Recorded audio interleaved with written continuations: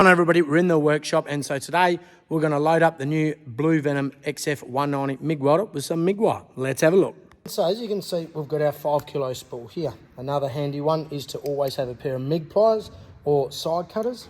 So first off, we take our locking nut off here. Now I don't know if you can see, but there's just a knob here that lines up with this hole here to make it all line up together. So first off, we'll grab our spool and we'll line it up with that hole. Feeling for it, that's it. So we now put our locking nut on, okay. Now, next part is this here is our roller system, our drive system. So we flip that off to take the tension off, and our little off-cutter wire here is going to feed through this onto a roller. Let's have a look. As you can see, we've got our little tail wire here. Obviously, we've got to go through this inlet here and onto a roller, and then we'll clamp it there. But we've got to get enough wire out first. So always a handy tip is to obviously turn it so you can see it, but as well as you've got to keep your hand on it tight so it doesn't blow up and spool everywhere. So we're going to hold that out with a bit of tension. We're going to get our MIG pliers and give it a cut.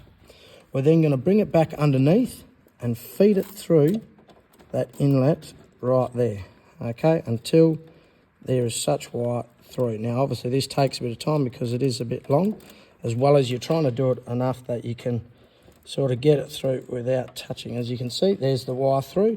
Now we can clamp that down and we've got that locked in. So let's turn the machine on and actually put it through our gun. Okay, so let's turn the machine on here. Whoa, look at that, g'day. Geez, that's a bloody bit flash. Okay, so as you can see, we've got our volts there at the moment, okay. So before we actually even start mucking around with that, we're gonna start putting our wire through the gun. So we're going to press the wire inch button here, which will engage our drive rollers to push our wire into our gun. So let's have a crack.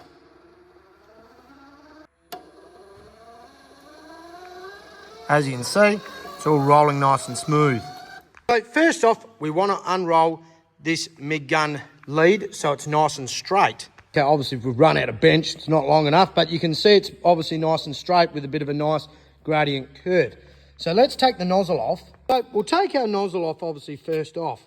We're also going to take our contact tip out. Now the reason we take the contact tip out is because we want the wire to flow nice and easy, as well as there might be some burrs when we cut it with the cutters that it might get caught in that. So now let's feed some wire through. So by depressing the gun here, at the moment we haven't got our gas hooked up, so we're saving gas. Obviously, when the wire pokes its head through, we'll be able to cut the excess off and turn around and put our tip back on. So it's nice and easy. As you can see, look at that, slips straight in there.